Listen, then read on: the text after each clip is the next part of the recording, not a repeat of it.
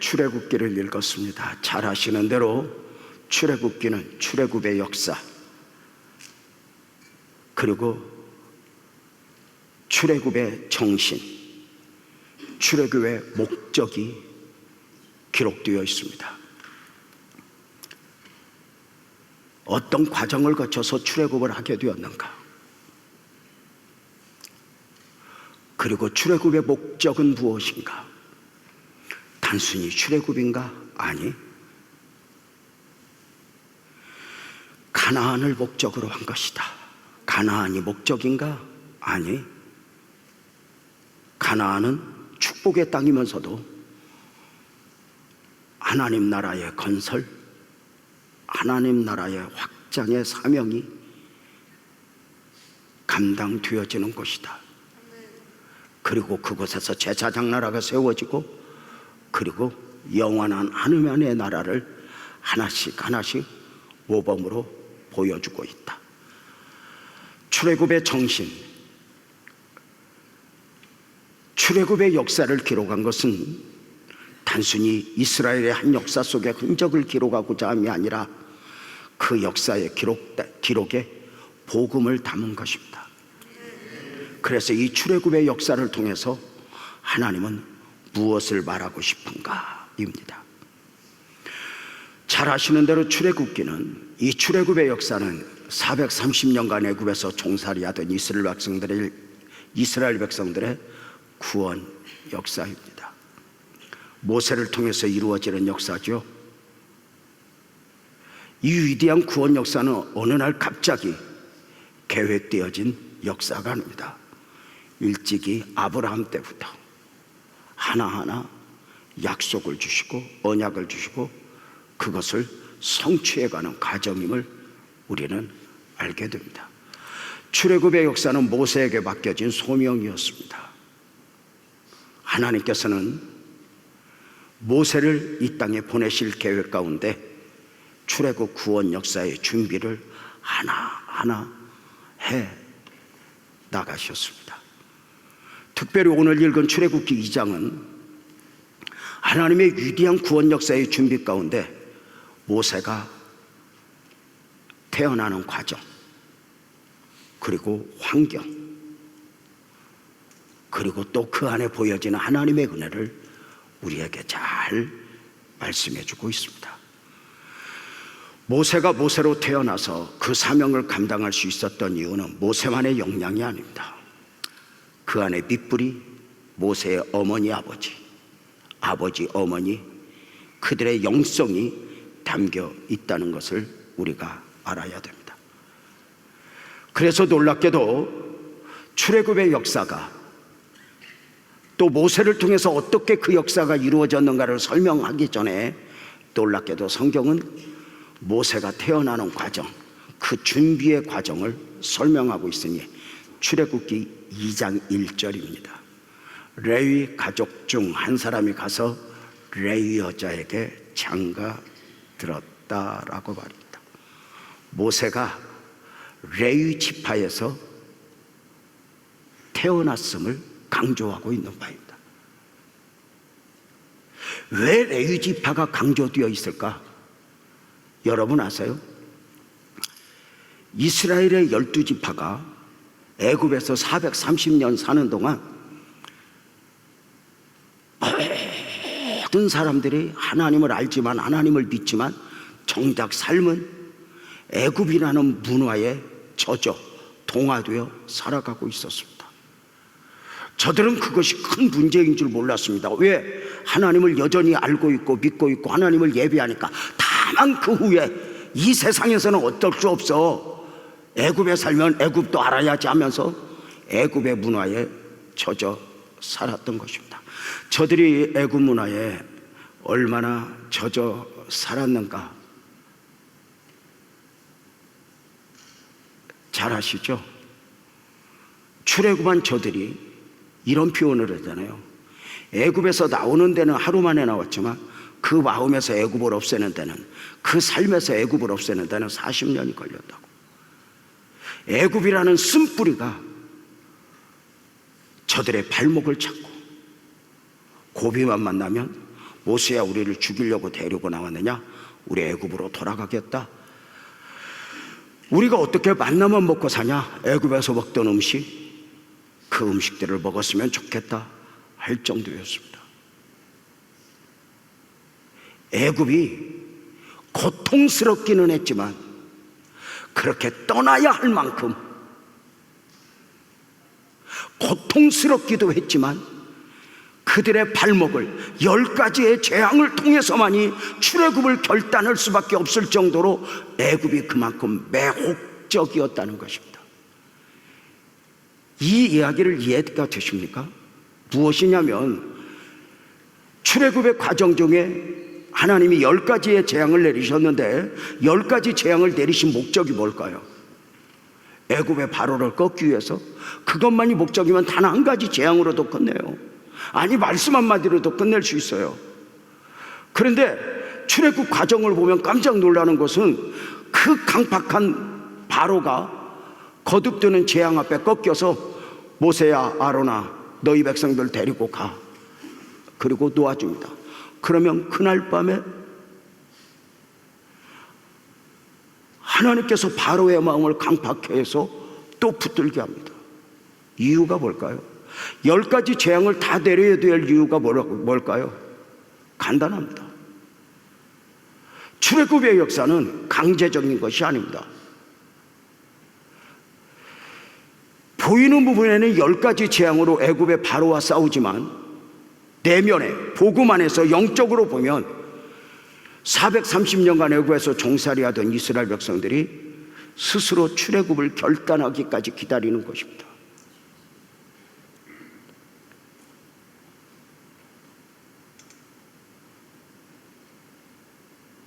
한 가지 한 가지 재앙을 통해서 하나님을 알아가며, 아, 우리 하나님이 이런 하나님이었구나. 그리고 출애굽을 결단하기까지 기다리는 것입니다. 그렇게 출애굽을 했지만 여전히 저들은 애굽에서 나왔다 해서 애굽이 없어진 게 아닙니다. 여전히 애굽에 내 안에 내 삶에 담겨 있는 것입니다. 이런 말 했잖아요. 사울이 바울 되는 것보다 바울이 바울다워지는 게 힘들다. 시몬이 베드로 되는 것보다 베드로가 베드로다워지는 게 힘들다. 왜 힘들까요? 사울이 바울 되었다 해서 바울로만 바울을 싸우는 게 아니에요. 사울이 여전히 담겨있는 상태 속에서 바울로 살아야 하니까 이것이 처절한 영적 싸움인 거예요. 시몬이 베드로가 되었다고 해서 베드로로 살아야 되는데 베드로만 베드로로 사는 것이 아니라 시몬이 여지 지금도 담겨있는 거예요. 우리가 어느 날 예수를 믿으면 세상이 다 없어집니까? 세상이 막 괴물같이 보입니까? 아니요. 예수를 믿지만 육의 본성이 내 안에 담겨있고 이것과 싸워가면서 이겨내야 하는 것 아닐까? 저들에게 엄청난 역사가 있어집니다. 출애굽 과정 중에 금송아지를 만드는 사건입니다. 모세가 시내산 위에 올라가 있을 때 저들은 모세가 없다는 핑계로 금송아지를 만들어 미쳐 날뛰게 됩니다. 산에서 내려온 모세는 기가 막힙니다. 어쩌 이런 일이 있을 수 있어? 이미 하나님의 말씀을 듣고 내려왔지만 눈으로 본 현실은 참혹한 것입니다. 출애굽한 이스라엘 백성들이 아닌 거예요. 하나님의 사람들이 아닌 거예요. 그때 광야에서 모세가 출애굽기 32장 26절에 외칩니다. 이에 모세가 진문에서 이르되 누구는 여호와의 편에 있는 자는 대개로 나오라 하며 레위 자손이 다 모여 그에게 나아갔다. 무슨 말입니까?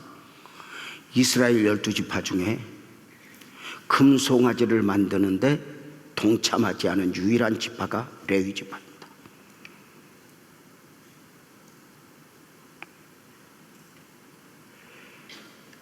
레위 가족 중 한 사람이 레위 여자에게 장가들었다. 모세의 출생 배경은 이렇게 경건한 지파에서 경건한 가족을 통해 모세가 태어났음을 강조하고 있는 것입니다. 그래서 모세가 모세 될 수 있었던 이유는 모세만이 아닙니다. 그 영적인 밑뿌리가 있는 것이죠. 하나님의 은혜죠. 저도 지난 35년 동안 담임 목사로 사역을 감당하면서 여기까지 왔습니다.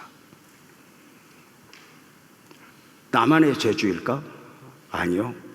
늘 아내와 나누는 대화가 있습니다. 어떤 한 성도가 그랬거든요, 저에게. 목사님, 저는요, 우리 부모가 심어서 내가 거두고요, 내가 심어서 우리 애들 살아요. 손뼉을 쳤어요. 오늘 우리의 신앙이 나만의 문제가 아니라는 걸.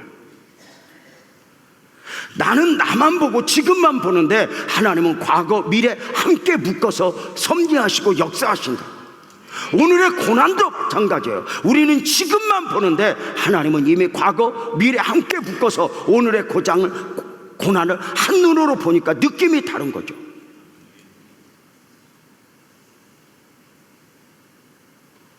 아내와 함께 늘 그래요. 거문도에서 우리 어머니 아버지가 굶어가면서 사여가면서 뿌려놓았던 그 열매들, 씨앗들을 우리가 거두고 있었다고. 그 거문도에서 목회하면서 주일 아침이면 늘 그랬대요. 성도들이 오면 아침을 틀림없이 못 먹었는데 어제 저녁도 굶다시피 했는데 아버지가 늘상 자식들 앉혀놓고 먼저 이렇게 말했대요. 혹시라도 성도들이 밥 먹었냐고 물어보면 먹었다고 그래라. 먹었다고 그래라. 그런 밑뿌리들이 담겨있죠. 디모데의 믿음을 바울이 이야기할 때 그래요. 내 외조모 로이스와 내 어머니 유니게 속에 있다니. 그 밑뿌리가 참 귀하잖아요. 귀하잖아요. 사랑하는 여러분, 어쩌면 우리는 나무로 하면 우리 자녀들을 위해서 지금 밑뿌리가 되고 있는 중인지도 몰라요.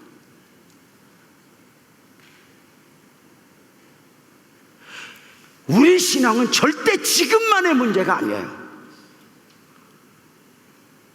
우리는 지금만 보고 지금을 살지만 시간과 공간을 초월하신 하나님은 우리의 과거, 우리의 미래 함께 묶어서 오늘을 역사하신단 말이에요. 오늘 우리의 신앙이 나만의 신앙이 아니에요. 내가 억울해도 견뎌야 하고 힘들어도 견뎌야 하는 이유는 지금 나만의 문제가 아니고 어쩌면 지금 밑뿌리가 되고 있는 것이다. 밑뿌리가 되고 있는 것이다. 일산의 세계로 금남교회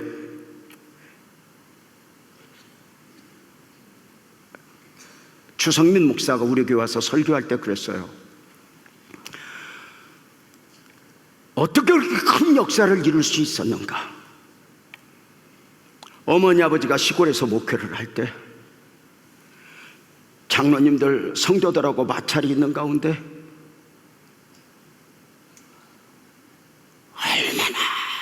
얼마나 그 시달림을 당하는 중에 자기가 눈으로 봤는데 장로님 한 분이 아버지 목사님을 패대기를 쳐서 그 시골교회 바닥에 세면 바닥에 얼굴이 다 깨지는 과정을 눈으로 봤고, 급기야 그 씨름을 하는 중에 어머니가 중학교 2학년 때 어머니가 암으로 죽어가는데 그 죽어가는 어머니가 그 아들을 끌어안고 아들아 너는 목사가 되지 말아라 그럴 것 같은데 아들아 너는 큰 목사가 되거라.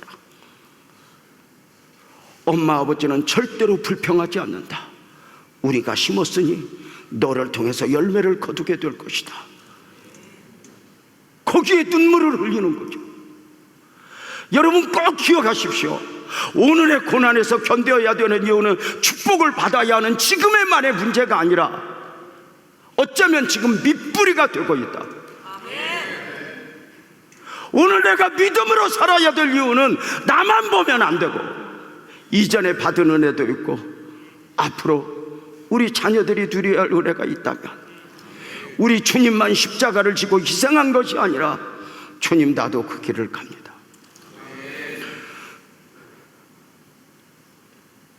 모세의 밑부리에 어머니 아버지가 있었다, 그죠? 시대적 배경은 어때있죠? 사내 아이가 태어나면 나일강에 던져 죽이라 했어요. 아마도 레위 남자, 레위 여자가 결혼을 하여 모세를 처음 가졌을 때 딸을 낳기를 그렇게 기도했을 것 같아요. 하나님이 뱃속에 있는 아이가 딸이게 하소서. 왜? 사내 아이면 죽여야 되니까 나일강에 던져. 우리가 부모를 다 해보잖아요. 부모가 죽고 말지 자식을 어떻게 사지로 몰아요? 사내 아이가 태어났는데 나일강에 던지지 않으면 가족 모두가 죽임을 당하는 처절한 상황이에요. 이때 모세가 태어난 거예요. 무슨 이야기예요? 축복인데 축복이 아닌 거예요. 감사여야 하는데 감사가 아닌 거예요.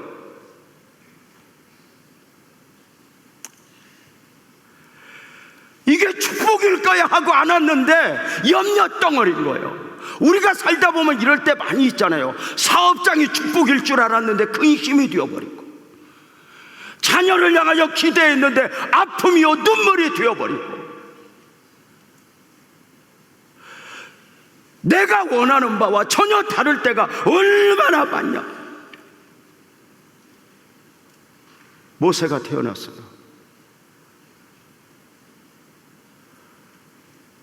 아이가 웃을 때도 어쩌면 어미 아비는 크게 웃을 수 없었을 거예요. 그죠? 축복인데 축복이 되지 못했죠. 사내 아이가 태어나면 나일강에 던져 죽여야 된다. 근데 그 처절한 상황 속에서 모세의 밑부리가 되어줬던 부모들의 영성이 보이는 거예요. 그저 시대적으로 원망하며 불평하며 그저 타다는 것으로 그저 하루하루 지탱해 나가는 것이 아니라 그 최악의 상황 속에서 이해할 수 없는 영성이 보여지는 거예요. 뭘 보았을까? 사도행전 7장 20절에 보면 태어난 모세를 보면서 이렇게 말해요. 그때의 모세가 났는데, 그때는 언제요? 사내가 태어나면 나일강에 던져 죽여. 그죠? 모세가 났는데 하나님 보시기에 아름다운지라, 이렇게 말해요. 하나님 보시기에 아름다운지라. 여러분, 이것은 물론 출애굽기에서 잘생긴 것을 보았다고 말하지만 외모의 우월성을 말하는 게 아니에요. 이미 뱃속에서 양수에서 10달 동안 젖어있던 아이가 나와 잘생기면 뭐가 그렇게 잘생기겠습니까? 근데 하나님 보시기에 아름답다, 사도행전에서 이렇게 표현해요. 창조 용어가 생각나지 않아요? 보시기에 좋았다라. 보시기에 좋았다라는 지금이 아니에요. 하나님이 모든 창조물들을 창조하시고 보시기에 좋았다라 말씀하신 것은 지금이 아니라 이 창조물들을 통하여 앞으로 이실 하나님의 비전 섭리를 담고 보시기에 좋았다라거든요. 모세가 태어났는데 부모는 그의 아름다움을 봐요. 사람의 시각으로 보면 염려요 근심이요 걱정인데, 그 아이 안에서, 그 사내 아이가 태어나면 나일강에 던져 죽여야 하는데 그 아이 안에서 하나님의 비전을 보고 하나님의 섭리를 보는 거예요. 우리가 보기에는 염려 덩어리인데, 웃을 수 없는데, 기울어져가는 사업장, 속을 썩이는 아이 앞에서 나는 끝까지 하나님의 관점으로 보고 하나님의 시각으로 보며 하나님 보시기에 아름답다, 하나님 보시기에 좋았더라, 하나님의 비전과 섭리를 담아서 나는 입으로 말할 수 있는가? 이게 은혜잖아요. 이것이 오늘 우리가 가져야 될 믿음이에요.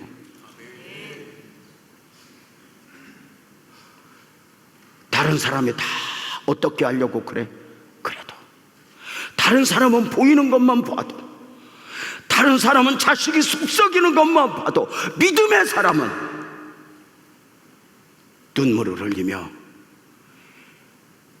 그 아이 안에, 그 상황 안에 담겨있는 하나님의 비전과 섭리를 보며 하나님의 창조 보시기에 좋았더라, 보시기에 좋았더라, 하나님의 기대를 바라는 거. 좋아서, 아니 울면서 끝까지 그 아이 안에서 하나님의 섭리를 보면서 부모들이 어떻게 했죠? 히브리서 11장 23절에 보면 이렇게 말했잖아요. 석 달 동안 숨겨 왕의 명령을 무서워하지 않았다. 여러분, 아이가 태어나면 나일강에 던져 죽이라. 애굽의 바로 왕의 명령이에요. 임금의 명령이에요. 누가 왕의 명령을 거역할 수 있어요? 누가 임금의 명령을 거역할 수 있어요? 감히. 그런데 무서워하지 않았대요.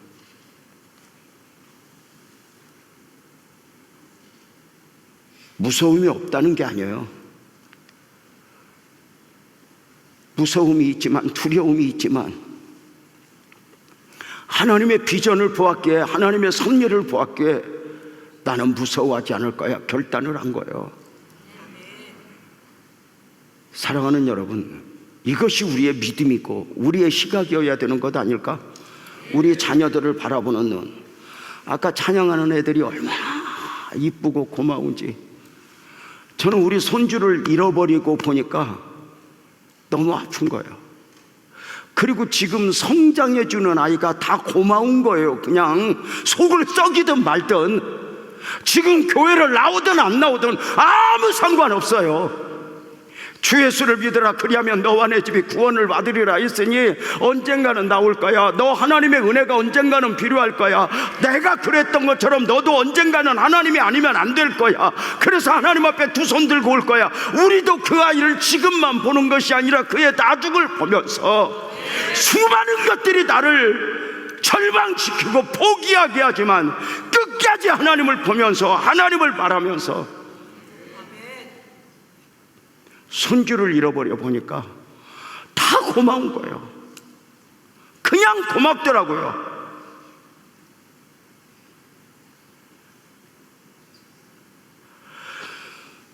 저는 35년 전에, 36년 전에 교회를 개척하며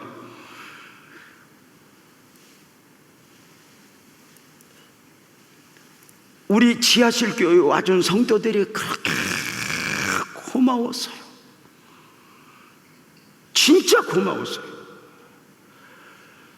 그때 이제 써놓은 글을 보면 그런 이야기가 있어요. 나 같으면 우리 교회 안 와.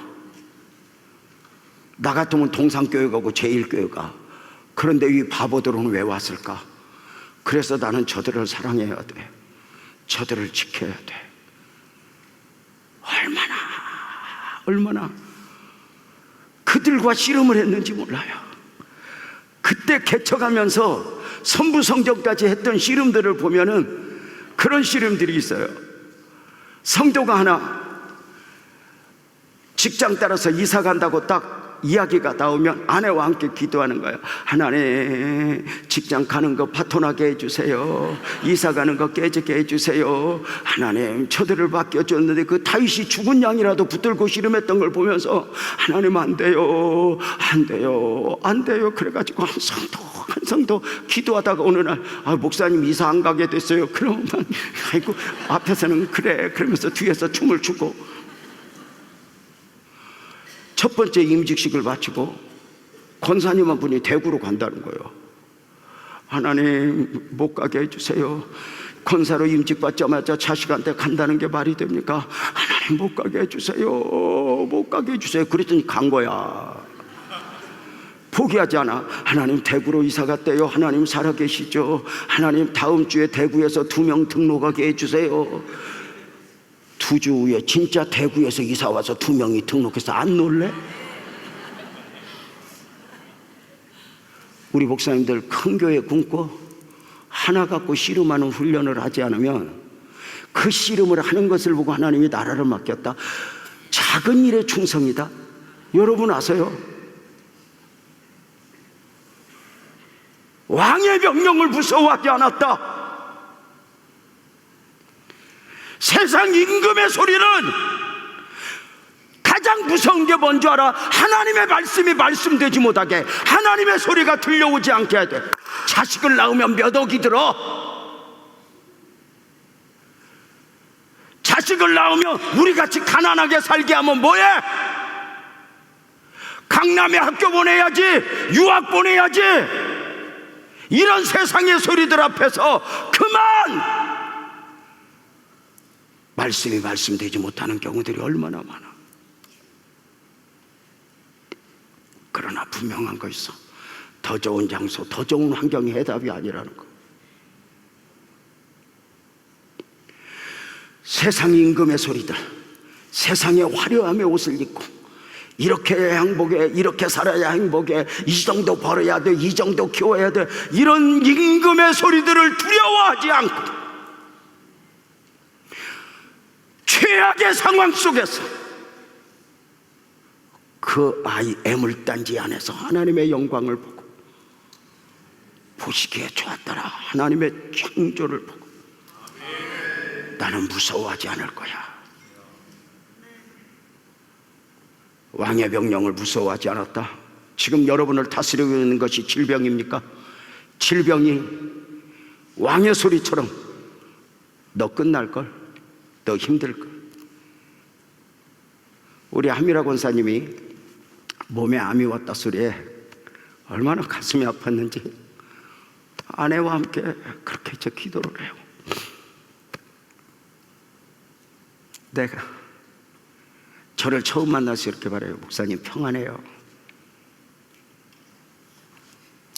평안해서 평안했겠어요?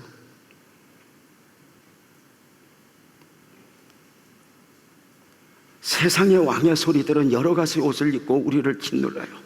말씀이 말씀되지 못하게, 은혜가 은혜되지 못하게, 은혜의 자리에 오지 못하도록, 뭔가 두려움에 끌려가도록, 염려에 매이도록.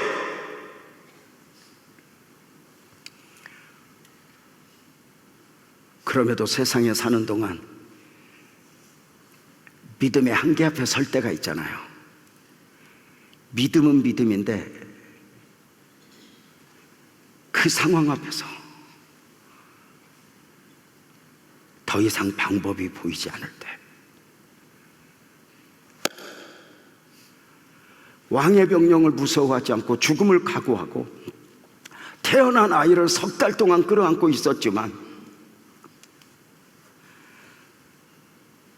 석 달 동안이잖아요. 그 출애굽기 2장 2절이죠. 석 달 동안 그를 숨겼어. 근데 이제 거기까지야. 2장 3절에 보면 이런 말씀이 나와요. 더 숨길 수 없게 되매 그를 위하여 갈대 상자를 가져다가 역청과 나무진을 칠하고 아기를 거기에 담아 나일강과 갈대 사이에 두었다. 여기서 이해가 되지 않는 단어가 이거세요. 그를 위하여요. 여러분 상식적으로 한번 생각해 봐요. 아이가 태어났는데 이 아이를 나일강에 던져 죽여야 된대요. 그런데 이 아이가 던지지 수 없었던 이유는 이 아이를 부모가 어떻게 자식을, 그러나 그를 끌어안고 있어요. 석 달 동안 있으니까 사내 아이 목소리인가 여자아이 목소리가 밖으로 나가면 들키니까, 누가 뭐 신고하면 들키니까 온 가족이 죽임을 당하니까, 여러분 한번 상식적으로 해봐요. 아이를 갈대 상자에 담아 보낸 것은 그를, 아이를 위해서야, 가족이 살기 위해서야. 가족이 살기 위해서잖아요, 보이는 것은. 그런데 그들은 이렇게 말해요. 그를 위하여. 저는 언젠가 이 말씀을 보고 제가 기절하다시피 놀란 적이 있어요. 이것이 믿음이구나. 이것이 믿음이구나, 이렇게요. 보이는 것만 보면 가족이 살기 위해서 아이를 버리는 거예요. 가족이 다 다 죽을 수 없으니까 아이를 보내는 거예요. 그런데 보낼 때도 그냥 보내는 게 아니라, 포기할 때도 그냥 포기하는 것이 아니라, 그만둘 때도 그냥 담아두는 것이 아니라, 그만둘 때 성질을 담고 지랄을 담는 게 아니라 믿음을 담는 거예요. 그를 위하여. 상식적으로 아이를 보내는 것은 가족이 살기 위해서 보내는 건데, 그를 위해서 보낸대요. 왜? 그 아이를 어디에 담아 보냈죠? 갈대 상자에 담아 보내요. 여러분 잘 아시죠? 갈대 상자에, 갈대는 테베라고, 당시 하나님의 말씀을 기록한 종이에요. 상자는 고베라고 하는 히브리어 단어예요. 방주와 같은 단어이니 예수 그리스도를 예표해요. 왜 그를 위하여? 가족이 살기 위해서 그를 보냈다, 너 희생해, 너 죽어, 이게 아니라 그를 위하여.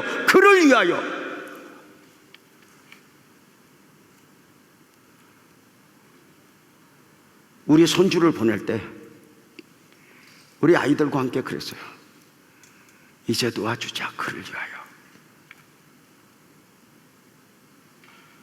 어쩌면 우리가 붙들고 씨름하는 것보다 그 아이 주님 품에 안겼으니 그를 위하여.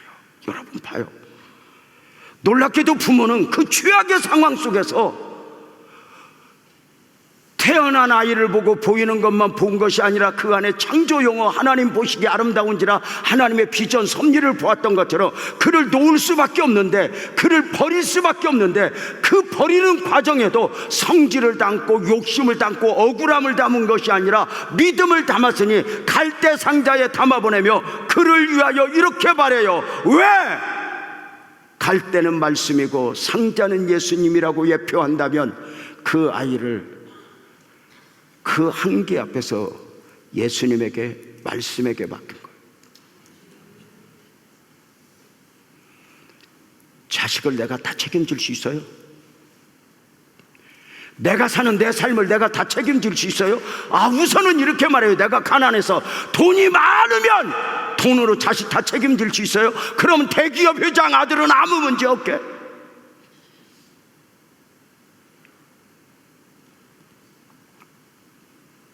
자식만큼 내 맘대로 안 돼요. 언젠가 한국교회에 거대한 거목 중에 한 분이 이동원 목사님 눈물을 본 적이 있어요. 아들이 둘이에요.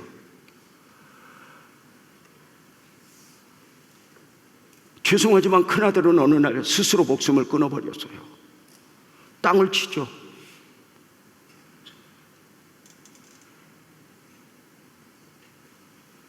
작은 아들 결혼시켰는데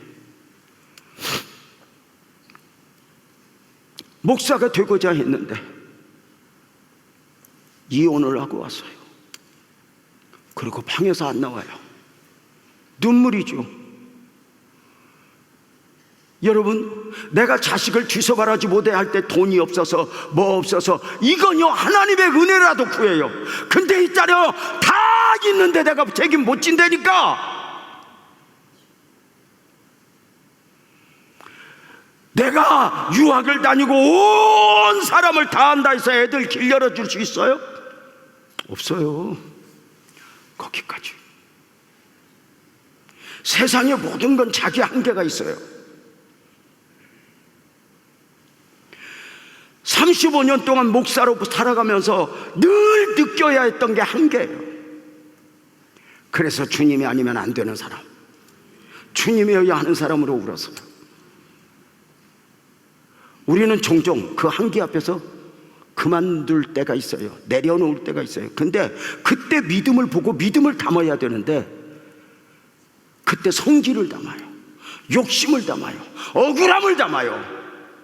세상에 속한 사람, 애굽 사람하고 똑같아져 버려요. 포기를 해도 믿음을 보이고 내려놓아도 믿음을 말하고.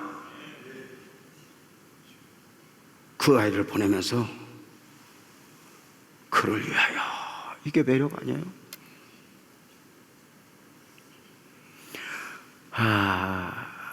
제가 언젠가 웃으면서 그런 이야기 했던 거 혹시 기억나요? 유재명 목사님 잘 컸냐고 물어보면 잘 컸다고 해봐. 여 목사님 잘 컸어. 지금 잘 늙었다 그래야 되나?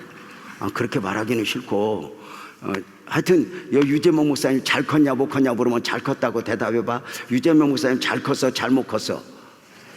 잘 컸지. 내 이렇게 잘 큰 건 우리 엄마 아빠가 나 키웠을까? 우리 어머니는 우리 아버지는 나 5살 때 돌아가시고 어머니는 나 8살 때 돌아가셨어요. 나는 절절하게 울면서 그 부모가 돌아가시니까 어릴 적부터 어디 가서 먹지 어디 가서 자지가 숙제였어요.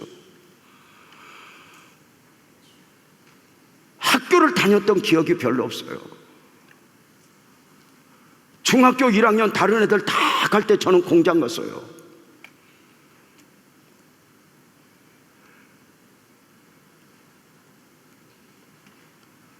거친 광야를 걸었지만, 과정을 겪었지만 하나님의 은혜 가운데 목사가 되어서 이만큼 은혜를 누리고 있으니 여러분 한번 물어봅시다. 우리 엄마가 다 잘 키웠어? 하나님이 키웠어? 하나님이 키웠지. 만약에 우리 엄마 아빠가 살아있으면 내가 목사 됐겠어? 농사 지었겠어? 나는 딱 농사 체질이요. 피부톤도 그러고 어깨도 봐봐. 우리는 똥찌개 지어도 안 흘려. 이강욱 장로님은 똥찌개 지고 가면 반절 없어. 어머니 잘 돌아가셨다 이걸 말하는 게 아니야.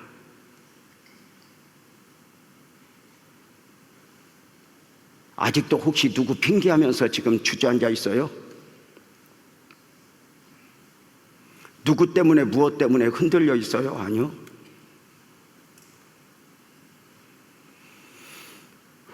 모든 거 합력하여 선을 이루신 그 하나님의 은혜를 믿고 세상에 놓으면서 믿음을 담는 거예요. 포기하면서 믿음을 담는 거예요. 이게 은혜 아니야? 물론 모든 것이 거기까지야.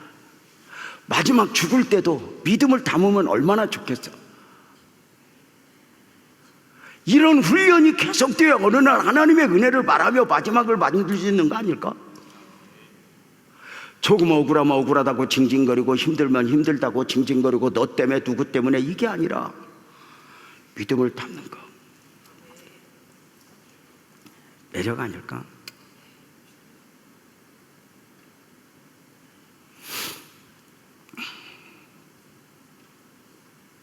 요즘 이렇게 이제 사역하느라고 다녀보면은요, 저를 생각보다 부러워하는 사람들이 많아요.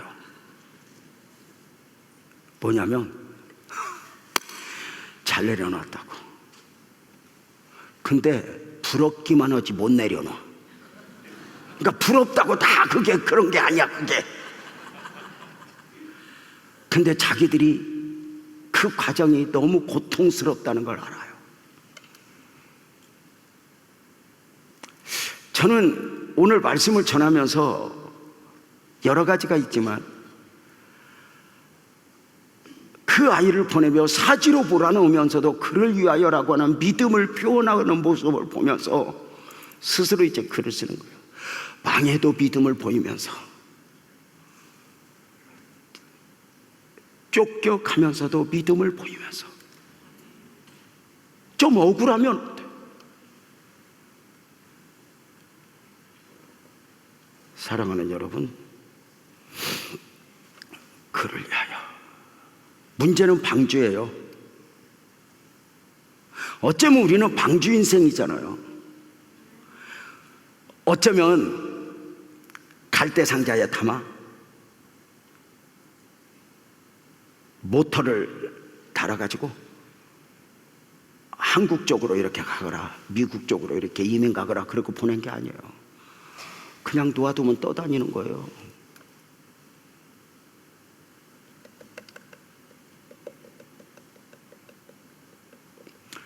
그냥 흘러가는 게 아니더라고요. 우리 손주 보내면서 며칠 기도하다가 우리 하나님 앞에 다 보내주자. 우리 손주 그 받아보고 좋아했었는데 그냥 띄워 보내주자. 아들이 그래요 아빠 그래가지고 함께 보냈거든요. 근데 뿌렸다고 그게 가지 않잖아요. 방주 모터가 없어요. 갈 바를 몰라요. 어떻게 해야 될지 몰라요. 근데 믿음인 거예요. 말씀이 인도할 거야. 예수님이 인도할 거야.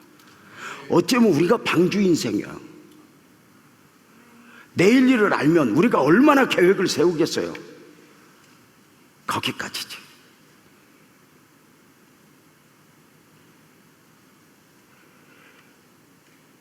방주의 갈대 상자에 아이를 띄워 보내는 모습을 보면서 옆에서 왜 이렇게 해? 사람들은 왜 이렇게 물어요?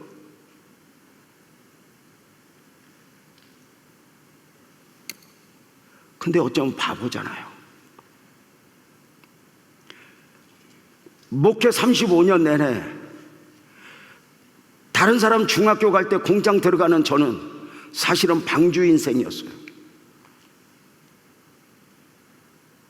방향도 몰랐고 내일도 몰랐고.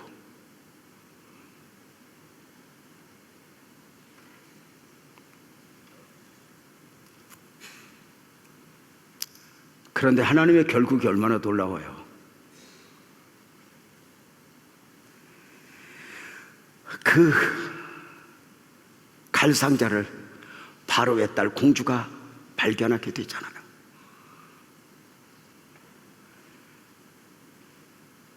그리고 세상 더 놀랄 준비해봐. 모세의 어머니가 세상에 공주에게 돈을 받고 젖을 먹이잖아.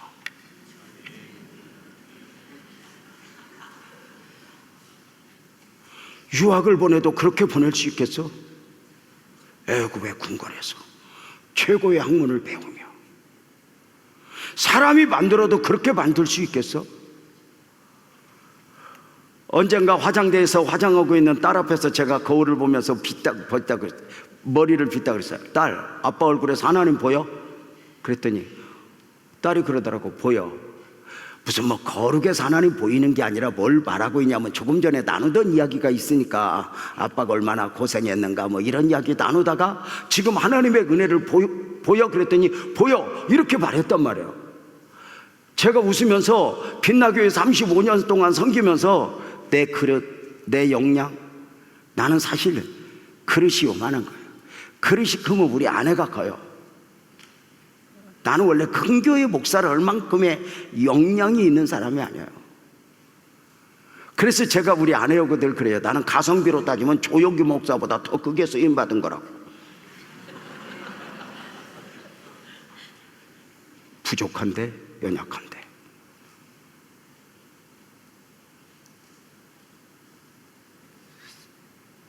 사랑하는 여러분, 부모가 믿었던 그대로 아이가 태어났는데 축복이 아니야. 염려요, 근심이야. 혹시 오늘 이 밤에 달려오실 때 축복이어야 하는데 염려가 되어 품에 안긴 기도 제목이 있어요? 그때 저들은 이렇게 말했어요. 보시기에 아름다운지라. 창조 용어예요. 애물단지만 본 것이 아니라 그 안에서 하나님의 섭리를 보았고 하나님의 비전을 보았고 그리고 그들이 믿었던 그대로 또 다른 변화, 그 한계 앞에서 그 자식을 보내는 과정에도 말씀에 맡기고 예수 그리스도에게 맡기면서 그를 위하여 믿음을 담았다. 개인적으로 35년 목회하면서 많은 과정이 있었어요. 눈에 진물이 나도록 울 때도 있었어요. 거친 광야를 겪으면서 돌이켜보면 감사한 것 중에 하나는 그때를 잘 이긴 것도 이긴 거지만 사람을 의지하지 않은 거예요.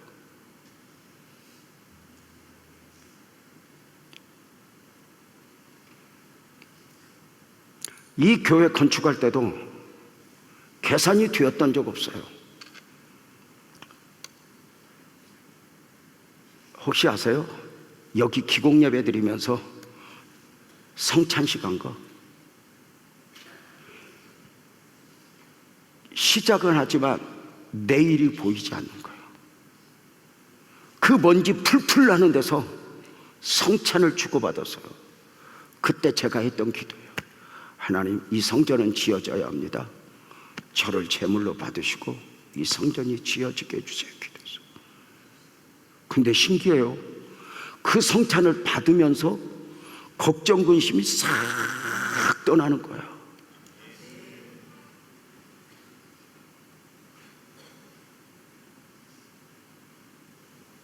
마디마디마다 믿음을 담기를 원했던 원부림이죠. 저는 여러분에게 처음 세 가지를 말씀을 드렸어요. 주여 더 큰 믿음을 주시옵소서 기도해라.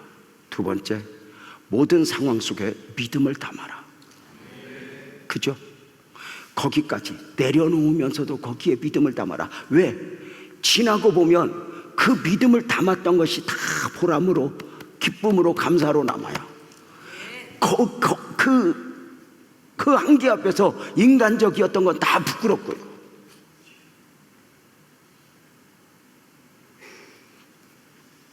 세 번째 뭐였죠? 하나님의 결국을 내게도 볼 수 있게 해주십시오. 하나님의 결국을 지금은 믿지만 그 하나님의 결국을, 모세의 결국을 눈으로 보듯이 볼 수 있게 해주십시오라고 하는 거죠. 사랑하는 성도님들,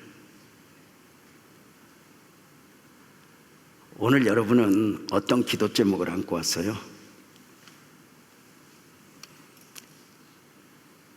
축복인 줄 알았는데 축복이 아니게 되는, 그런데 그 아픔 속에 하나님 보시기에 좋았더라. 창조 용어예요. 하나님의 비전, 하나님의 섭리. 나는 지금을 보지만 하나님은 이미 그 안에 담아 역사하실 그 하나님의 은혜를 눈으로 보면서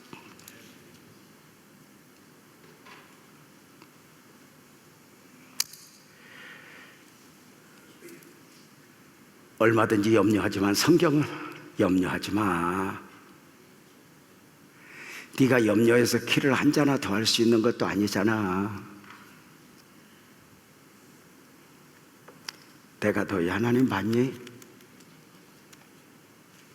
염려하지 마. 그냥 위로가 아니에요. 그 안에 어떤 주님의 마음이 담겨 있어요. 크게 아멘 해봐요. 나를 믿어라. 아멘. 내가 너희 하나님이다. 아멘. 내가 너 영원히 함께. 아멘. 지금 방주같이 붕붕 떠서 어떡하려고 그래 누가 물어보면 대책이 없는 분이 있어요. 아이고, 어쩌면 그렇게 옛날 나하고 똑같냐. 근데 괜찮아. 목회하면 수없이 많이 했던 말 중에 하나가 괜찮아였어요. 그냥이에요. 오늘 하나님 살아계심을 믿으니까. 이제 말씀을 마칠 건데 정리가 좀 되었나요? 여러분 스스로 정리하십시오. 나는 오늘도 더 큰 믿음을 구해야 한다. 아멘이죠. 그리고 모든 상황 속에서 믿음을 담으라. 아이를 보내면서도 믿음을 담으니까 멋지잖아요. 어머니 왜, 하나님 왜 날 낳으셨나, 뭐 이러지 말고 나를 절망시키고 실망시키고 내일이 보이지 않는 그런 상황 속에서 그를 위하여 기도하고, 내가 손을 탁 놓는 순간 포기가 아니라 기대. 그죠? 그 믿음을 꼭 붙잡고, 지금은 내가 하나님의 결국을 믿지만 그 하나님의 결국을 눈으로 볼 수 있는 그 은혜를 내게 주십시오. 이 모든 것을 갈상자에 담아, 크게 하면 합시다. 말씀에 담아. 더 크게 하면 합시다. 예수 그리스도에게 담아. 그 안에 해답이 있다고 믿으면 아멘. 우리 모두 자리에서 일어나서 찬양합시다.